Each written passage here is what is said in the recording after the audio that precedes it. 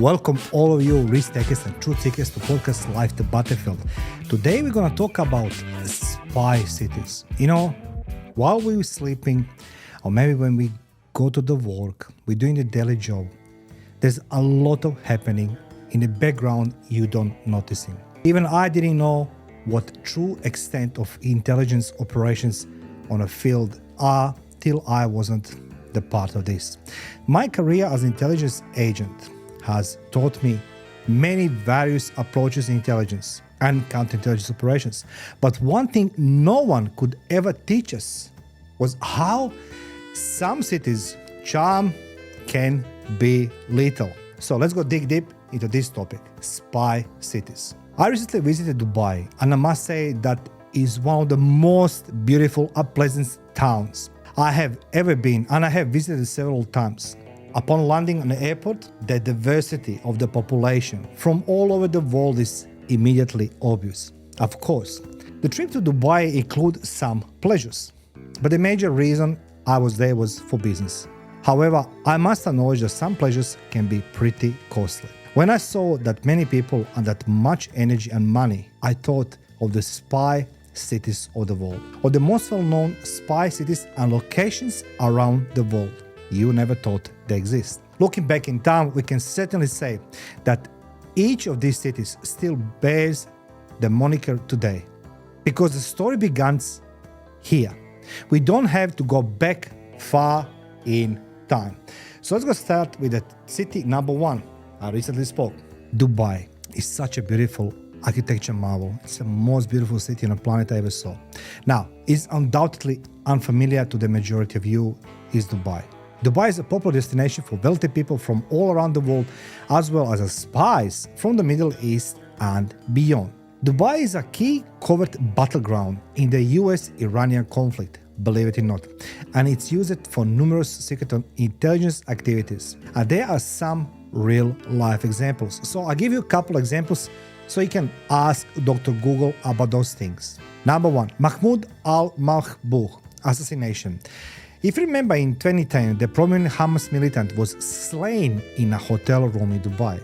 The local police department published surveillance footage that indicate a group of people accused of being involved in the assassination. Who else? The Israeli intelligence service, called Mossad, was accused by Dubai police of carrying out the operation. But Israel neither confirmed or either denied its role. Case number two, Hervé Joubert case. This former French intelligence officer turned businessman fled Dubai after running into legal problems. He allegedly used his espionage skills to plot his escape via water, like you're watching Mission Impossible. He later resurfaced in the public eye when he was involved in the escape attempt of Dubai princess Sheikha Latifa. Now, we talk about cybersecurity as well, and there's some incidents in Dubai. According to certain accounts, multinational spyware attacks have targeted Dubai and the United Arab Emirates. This has included the employment of sophisticated software engineers and software itself to monitor the activity of targeted targets, a type of digital espionage. For example, the Israeli business NSO group Pegasus project was purportedly utilized to spy on chosen person in the United Arab Emirates. Let's go move now into Europe, the city of eternal love, Vienna. On a very lovely day on 2010, an American and a Russian airline were parked for about an hour and a half on the runway of the airport in Vienna, Austria capital. Cars transported spies from one plane to the next. The Russian and American jets then took off parallel. Later, it was revealed that the US and Russia had engaged in the first and largest espionage exchange since the Cold War. The US has turned over 10 members of a Russian spy cell who were detected attempting to smuggle themselves into the US as a sleeper agents, after being discovered trying to smuggle themselves into the country. The exchange also included Anna Chapman. I made that video before, so check up. Sometimes known as a Putin spy, who possessed not just a network of contacts, but also all the characteristics of successful spy, such as remarkable attractiveness, intelligence, and the ability to make judgment under duress. On the other hand, Russia released 4 of its detained accused of spying for who else? US and other Western countries. So in 2010 in Vienna, biggest exchange of spies. The exchange of spies did not take place at night or in the presence of armed men in the jackets, as we expect in the Cold War era. On that day, though, Vienna demonstrated why it's recognized as the world spy capital. In Vienna, espionage has a long history. Between the First and Second World War, Vienna became a hub for European espionage operations. The majority of Nazi Germany intelligence on Southern and Eastern Europe was gathered in Vienna during Adolf Hitler's rule, or what was later referred to as the Third Reich. Little you know that Vienna was a prime location for intelligence gathering at the start of the Cold War due to enormous number of refugees eager to make a living, even if it meant selling information to foreign intelligence services. Don't forget, Austria is a neutral country itself, hence why Vienna is very, very attractive. Estoril, a port city in Portugal, was known as the City of Spies, and it was a hub of espionage activity during the World War II, employing many secret agents under the cover of their diplomatic status from both the Allies, which is included Britain, France, China, and later the USSR and USA, and the Axis, which included Nazi Germany, Fascist Italy, Japan, Austria, Romania, Bulgaria, and Hungary. Everybody was there. Legend has it that Portuguese monarch Antonio Salazar played both sides through the battle to protect his country from criticism. However, in order to persuade Salazar's administration to abandon its neutrality, the Allies and Axis engaged in the war. But where else? In Estoril, employing spies, propaganda, and diplomatic pressure. The ambience in the city at the time was eerily comparable to that of the classic spy thriller Casablanca. If you never saw this movie, you need to check this one, which is about the dark secrets of espionage. Nicosia. Cyprus is divided into 2 nations, the Turkish Republic of Northern Cyprus, which is supported by Ankara, but is not officially recognized by the international community, and the internationally recognized Greek Republic of Cyprus, which governs the rest of the country. Nicosia, the capital of the Republic of Cyprus, was divided as a result of the Turkish intervention in 1974, which followed a coup led by Greece the previous year. Because of its unpredictable political environment and strategic location, Cyprus is a desirable location for what? Intelligence activity in Europe and Middle East. Cyprus, as well-known financial haven and renowned tourist destination, act as a base of operation for who else? Russian intelligence organizations. Members of other intelligence services are drawn to area where Russians and Russian spies can easily fit in. Very interesting. In 2019, Cypriot police captured a spy van outfitted with sophisticated monitoring technology and questioned its Israeli owner in response to media accusation that the vehicle was rented to eavesdrop on people. Now, according to Forbes, correct, you heard me, Forbes, the advanced equipment in the van can then listen in conversations regardless of encryption level, monitor electronic devices within 500-meter area, and hack any telephone device. Well, who has such equipment? Very few countries. Berlin-Glinker Bridge. The Glinker Bridge, which connects West Berlin with Potsdam across the Havel River, appears to be obsolete nowadays. However, the Bridge of Spies is another name for this bridge, so first impression can be deceiving. The bridge, which is in Berlin's westernmost suburbs, still bears a faint line that marked the border between the East and West Berlin during the Cold War. On the other side of this line, some 61 years ago, the wall witnessed a detainee exchange between the American and Soviet sides, after American U-2 surveillance plane was being shut down over the Soviet territory. The pilot, Francis Gary Powers, he was an American spy plane pilot. He was returned to his homeland during the exchange on February 10, 1962. In exchange, William August Fisher also known as Rudolf Ivanovich Abel, one of the deadliest spies. Russian spies was given. As a result, spy Fisher was released from the prison and returned to their freedom. On the other hand, the Americans returned pilot Francis Gary Powers, who some criticized for being a coward, for not killing himself but instead allowing himself to be taken by the Soviets. Many spies arrested during the Cold War were exchanged across this exactly bridge. This prison swap operation is depicted in a Steven Spielberg movie called The Bridge of Spies, Tom Hanks and Mark Rylance. So if you never saw that movie, feel free to check. It's called The Bridge of Spies. This is the bridge I'm talking about, and that bridge was very unique during the Cold War. Berlin, Teufelsberg. Following Second World War, the rubble of razed city was used to build man-made Teufelsberg or Devil's Hill in Berlin, Germany. The Americans felt that this hill would give them ideal perspective and location for listening on Russian radio discussions in the East Berlin and elsewhere.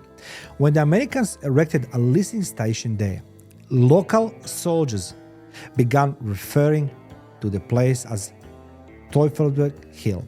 So it was an eavesdropping spying station. Let's go in Paris. Maurice Le Maurice. Bloch had a dinner meeting in Paris in May 1989 with a man he identifies as Pierre Barthes, a fellow stamp collector. Bloch was stationed in Washington, D.C. at the time, but he was one of the State Department's top European specialists. Bloch was in France on official business at the time of the meeting. Barthes was actually a Soviet agent who lived in Paris after previously living in Vienna as a Reino geekman. Bloch, on the other hand, had no idea that the entire conference was being observed by French counterintelligence operatives. Surveillance revealed that the Bloch had brought a shoulder bag with him to the meeting, which he left with the Barthes at the end of the supper. Bloch later revealed that the bag contained stamps that he left for the Barthes. Needless to say, Bloch was highly positioned in a US government official. Let's go now to the London. London, the famous Waterloo Bridge. Georgi Markov, a Bulgarian opposition journalist and writer, was assassinated on the London's Waterloo Bridge across the Thames River in 1978. But what happened? Markov felt a strong soreness in his right leg as he crossed the bridge and made his way to the bus terminal to catch a bus to his place of employment at BBC. When he turned around, he witnessed a man believed to be a member of Bulgaria's secret police pick up umbrella from the ground, cross the street to the opposite sidewalk, get into a cab and drove away. What happened? When Marco arrived at the work, he noticed a tiny red dot on his leg, and the pain was getting stronger and stronger. He described what had occurred to his co-workers at work. After developing a high body temperature in the evening, he was sent to St. James Hospital in London, where he died 4 days later.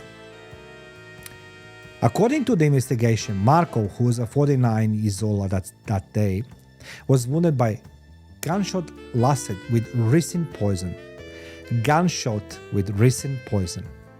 He was launched from the Bulgarian Secret Service member umbrella and the Russian KGB intelligence organization is thought to have participated in the operation. The term Bulgarian umbrella alludes to illegal conduct. Todor Zhivkov, Bulgaria's then president, was opposed by Georgi Markov, who was violently opposing communism. Let's go more in the Bucharest Hotel Athénée Palace. During the Second World War and the Cold War, Bucharest's iconic Athénée Palace Hotel functioned as a safe haven for spies. Prior to the Second World War II, in 1937, the structure had been built in 1914, was renovated. In the years leading up to the Second World War, Romanian authorities used the hotel to spy on German Gestapo agents and the British spy. After the hotel was nationalized in 1948, the new Communist government wiretapped and stuffed it with informants. The Hilton Group purchased this building in 1994. At first you think it's a beautiful hotel, but actually it's a spy hotel. The Dutch city of Leeuwarden honors Deense and German spy Mata Hari, who is perhaps its most well-known citizen, with a statue in the center. One could claim that Mata Hari was the most famous female spy of the 20th century. On July 25, 1917, a French court hanged the well-known Deense on charges of spying for Germany during World War I. She was executed by firing squad on October 15 the same year. Mata Hari used extremely complex encryption to communicate with the German operators outside of France, which proved difficult to decipher and overcome. Mata Hari, she wasn't only just a dancer, she was a very clever spy. Bangkok, capital city of the Thailand, Southeast Asia, only uncolonized nation, is akin to Switzerland in this regard. Bangkok, Thailand capital city and the largest city, is located in the country center on the Chao Phraya River. It is the country's main port and its most important business and cultural hub, with an estimated area of 1,565 square kilometers. It's huge. In the 19th century, the city was dubbed as a Venice of the East because of its large network of waterways. The proximity of Bangkok to China is a significant benefit for the US and the other Western intelligence organizations, intelligence agents from China, the United States, Iran, Russia, and many other countries are the ease at operating there. Absolutely. Despite being classified as a major espionage center and an open playground for spies as early as 1984, Bangkok remains so because the flow of individuals in and out of Bangkok has become so important to espionage organizations, particularly to China. Chinese intelligence has successfully obtained biometric information from the airport. How? We just yet to discover. Let's go move now to Djibouti. Djibouti is a small nation with a population of less than a million people. Came to the attention of the world major powers due to presence of military bases belonging to the powerful nations, as well as other nations' aspiration to establish bases there. Why? Due to its strategic location and stability. Djibouti is a country in the Horn of Africa that borders with the Red Sea and the Gulf of Aden. Djibouti and Yemen are separated by the only 30 kilometers across the Bab al-Mandab Strait, which also separates Africa and Asia Minor. It is an important station for ships passing the Suez Canal as well as a major oil shipping route. Djibouti, on the other hand, had recently emerged as a critical battleground in the battle between the US and, of course, Chinese spies. You don't read this every day in newspapers. China created the first military camp there in 2017, stationing up to 10,000 troops outside of Beijing. The station strengthened China's ability to help the Chinese ships conducting patrols in the waters of the shores of Yemen and Somalia in order to fulfill humanitarian missions in the area. Camp Lemonia, the lone permanent US post of the continent and the primary overseas base for the US Military Africa Command called AFRICOM, is located near Djibouti's international airport. It is the principal point of departure for many unmanned area vehicles activities as well special operation missions in that area. In 2018, the Central Intelligence Agency, CIA, purchased and deployed the notorious Pegasus spyware to Djibouti intelligence agencies. Because Djibouti's past as a French colony, Paris maintained a strong military and intelligence presence there, with the personnel stationed from Spain, Italy, and Japan.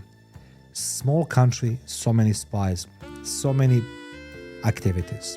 Now let's go move to City of Mexico. For spies, Mexico City has an advantage over the others. It's close to America. It's compared to Canada, which is likewise extremely close to the United States. Mexico provides a more neutral atmosphere for foreign espionage. More neutral. Let's go discover how. This is not to say that Mexican security agents are unaware of the situation in their country. In the late 1970s, Mexican police imprisoned American Andrew Dalton Lee after he threw a message over the fence of the Soviet embassy in Mexico.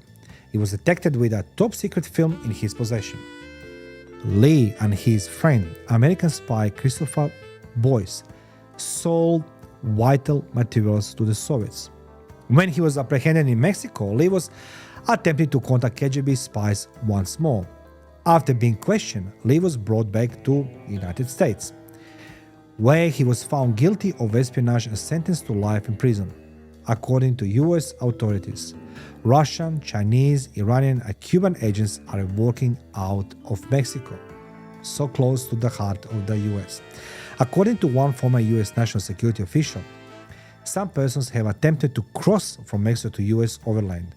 Foreign spies trying to cross the border from Mexico to the United States were involved in several plots that were thwarted or prevented, according to the former officer. According to General Glenn Van Herk, chief of the North American Air Defense Command, Russia has more intelligence agents stationed in Mexico than any other country. Which spy-related cities and locations do you suppose are the most well-known around the world? Leave in the comment section below and let's go learn from each other. So guys, let me know which cities or locations you suppose are the best or most well-known around the world. If I miss anything, feel free, put in comment section below and let's go learn from each other.